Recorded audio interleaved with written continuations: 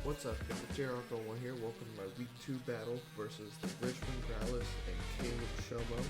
This is going to be a really fun battle. I can't wait to get into this. He has some really crazy threats going into Chien Power and Deoxys Speed. But without further ado, let's get into this thing. Alright, so going into this thing, we've got the Enamorous, the Zamazenta, the Alolan Dugtrio, and Tinglu, the Hydrapple, and the Chien Pao. So his speed tiers are kind of all over the place, so I know that I had a bunch of different options to be able to have different things that can outspeed certain mons. We're able to run a little bit of bulkier sets this week, which were definitely to our advantage. We know we have Grafai as the designated lead, so that's what we went ahead and look into.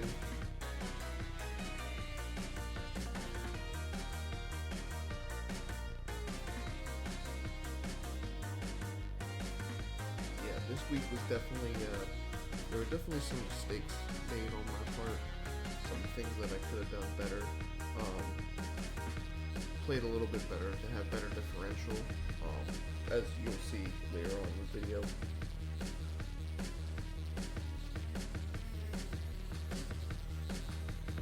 But anyways, let's get right into this. So he starts off here with the Enamorous. So obviously I have the Grafai right in front of the Enamorous. I had the Grafai as my designated lead. The ability to sit in front of Alolan Dugtrio. Go ahead and I have the low sweep, so that way it kind of lowers the speed of Alolan Dugtrio. So the first hit slows it down, and the second hit I can KO it, even if it's Focus Sash. Went ahead and opted for the parting shot here as he switches out the Enamorous into the Dugtrio. So, out comes the Dugtrio. If he's rocks, that's okay. It's not that big of a deal. The only thing that really hates rocks is the Kyurem, but we went ahead and went with Big Justice to Rillaboom.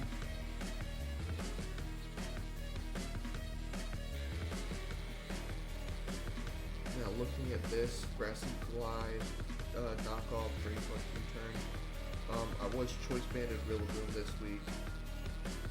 I went ahead and knew he would veer the priority move, so I went ahead and opted for U-turn for some momentum. Because he does go out into the Enamorous, so U-turn pops off.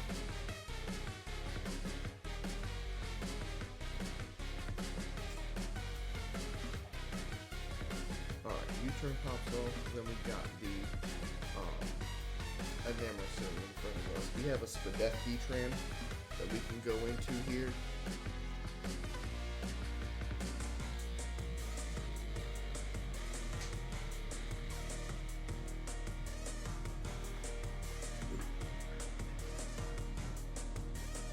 So we went into the Spadef Heatran on this Enamorous. Now, if he has Earth Power, that's okay, because we do have the grassy terrain with it. I went ahead and opted for the Magma Storm, considering he probably didn't want to stay in on whatever I had to click. Magma Storm goes off, it hits, we catch the Dugtrio on the switch, which is amazing, which means this thing, even with the Focus Sash, is going to be trapped by the Magma and go down this turn, which was absolutely amazing.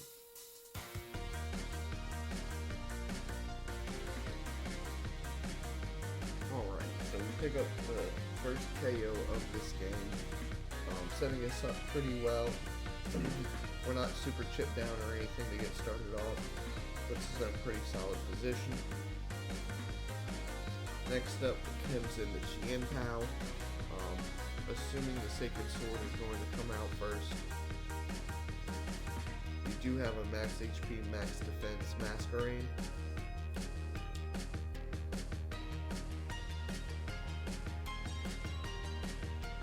So I was kind of considering between Masquerade and Annihilate, doing a couple calcs, seeing what's best. I went ahead and went into the Intimidate, Max HP, Max Defense Masquerade.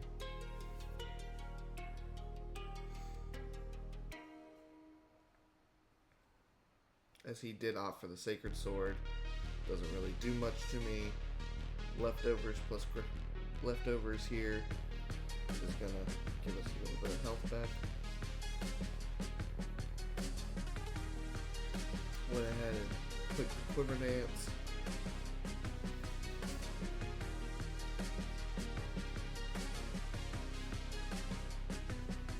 Now the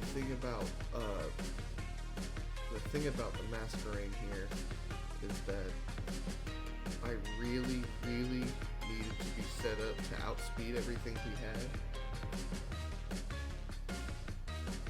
because I know my opponent a lot of the time likes to bring Choice Scarf even on his fast moms just to be able to outspeed certain things. So obviously I'm +1, and Namorous, the best move he can click against me is Mystical Fire. He knows I'm Terra Water, so I don't know if he was going to opt for that. So I went ahead and opted for the Raw Quiver Dance without Terra, as he went ahead and opted for the Sludge Bomb. So here we play a little bit of some games here as far as like whether Sludge Bomb is going to poison me or not. I believe we opt for another Quiver Dance here, if I remember correctly. This is the second game we've had to record post-com because I unfortunately did not record the audio properly, which is my bad. I promise for week 3 we will have a live com video. So we went ahead and, yep, we opted for the Quiver Dance here. So that puts us at +2 or +3, I believe +3. Yeah, +3. Sludge Bomb comes off. Obviously it's doing less and less damage because of the Quiver Dance. And then after we're +3, we know we can outspeed pretty much everything, including some really fast Scarfers. So we opt for the Air Slash, and he finally gets the poison, which I was being kind of greedy. I kind of deserved the poison. I'm not going to cap. The Air Slash goes off, obviously. We take this thing down a lot. I know Giga Drain is going to be able to KO this thing and gain us a little bit of health back, so that's why I went ahead and picked that.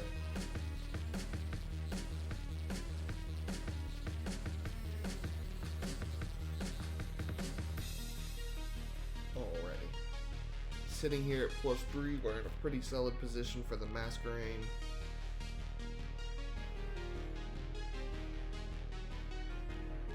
And out comes the Chien Pao. Now this is where I mess up, because I know I can live even banded Chien Pao if I Terra Water, because of my EV spread from where I'm at, and Bug Buzz it back.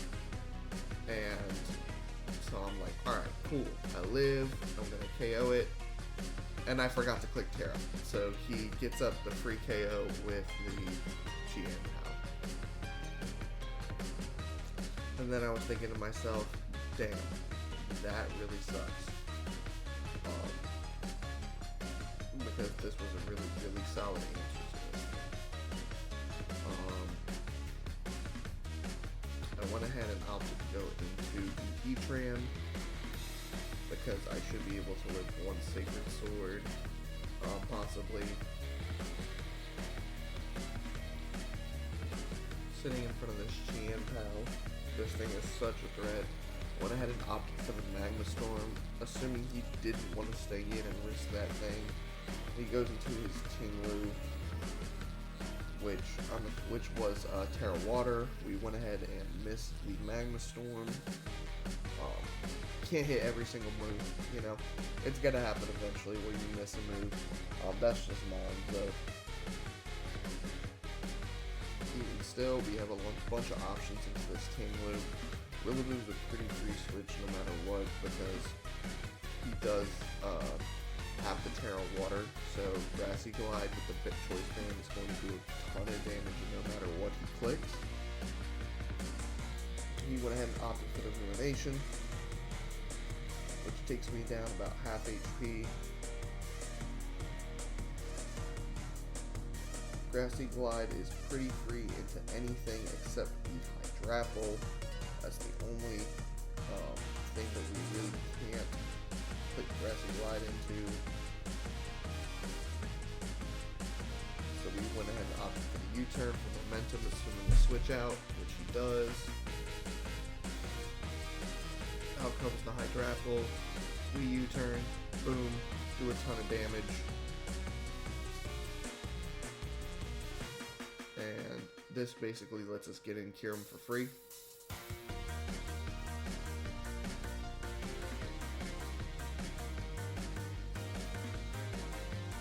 Now with Kyurem out, we have the DP loaded dice set.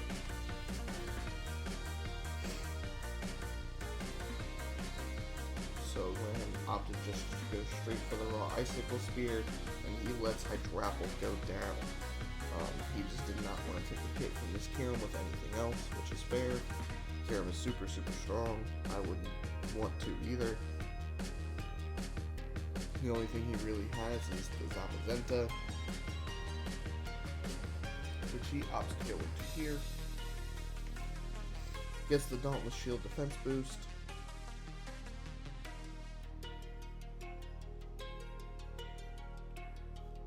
So we know right now that Zamazenta is faster than us. That's why we have the Grafai set that we have. Being able to get some momentum, parting shot around, different things like that. So he went ahead and opted for the Play Rough. So no body press coming out from this thing. He actually opted for the Play Rough to be able to try and hit. Be able to try and hit me no matter what, even if I went to Annihilate, catch that switch.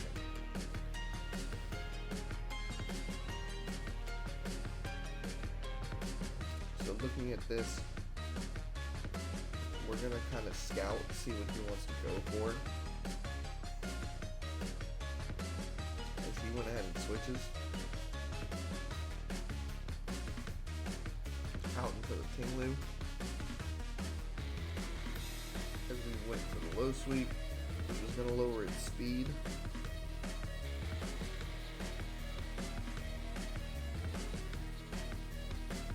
Obviously the low sweep tech is kind of niche, but it's nice and lowering speed every now and then. You can go ahead and go right out into Rillaboom, because even if he wants to click Rumination again, it's only going to put us down to 25 HP.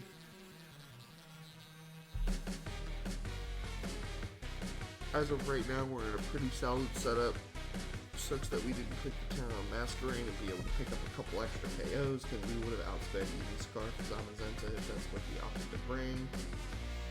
He switches out Tinglu, straight into Chien-Pao, predicting my double into Rillaboom, because it happened earlier, which is a good switch on his part. Now sitting in front of this thing, it's an absolute unit of a threat. He went ahead and opted for the Q-Trans switch with the Flame Body.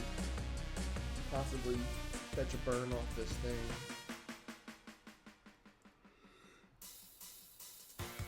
He went ahead and went straight for the Sacred Sword, predicting the switch into Q-Trans, which was a really, really good play on his part. So we do have a max HP, max defense, Annihilate.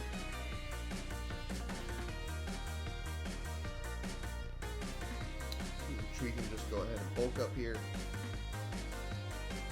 There's really no reason for us not to go ahead and just click the bulk up.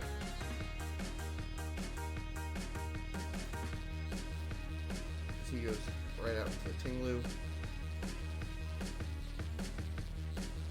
So we bulk up here, get +1/+1.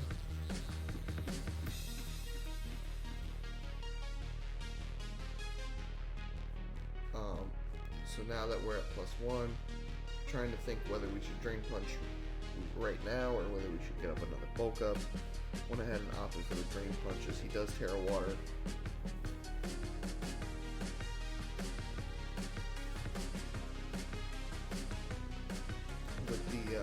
With the Terra Water, he's not going to take nearly as much from drain punch. He went ahead and clicked Terra Blast, so I know we're really defensive, so we don't really take much. It helps boost our Rage Fist up.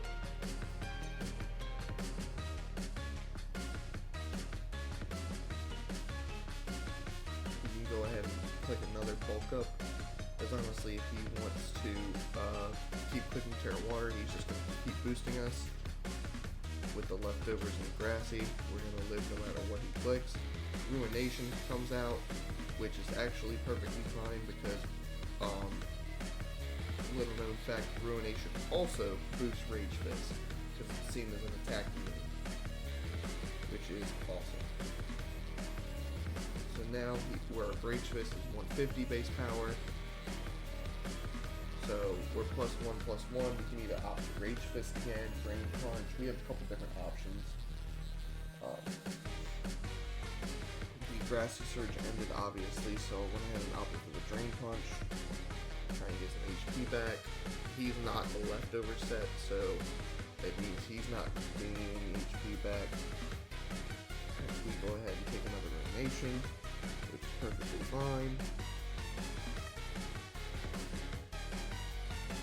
Slowly but surely taking this Tinglu down, but we're now 200 base power Rage Fist. 200 or 250, I don't remember, but I knew it was enough to knock out this Tinglu from my calcs. So we went ahead and get off the Rage Fist, get a little HP back with our leftovers. At +2/+2, we should not die to either a Zamazenta Play Rough or an Ice Shard from Tianpao. So out comes the Zamazenta. Obviously, we can go ahead and Terra Fairy here, and Rage Fist, as long as he is not focusing, I should pick up this KO, which is what I'm currently calculating right now. I was also calculating to see, I was also calculating to see if the Iron Defense, how that would play out versus my Rage Fist as well. Which I believe it was something along the lines of if I Rage Fist into Drain Punch, I should be able to out-survive it. So we opt for the Terra Fairy, assuming Play Rough, which he does absolutely nothing. Rage Fist comes out, and boom, one shot.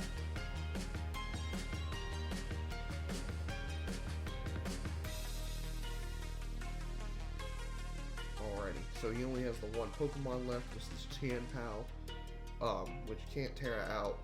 So we basically, at +2/+2, live anything he's got, and the Drain Punch secures the 4-0 victory, which is going to be absolutely amazing here.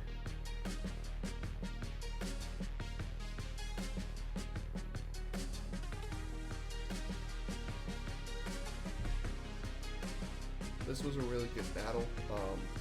On our end, I think we played this really well.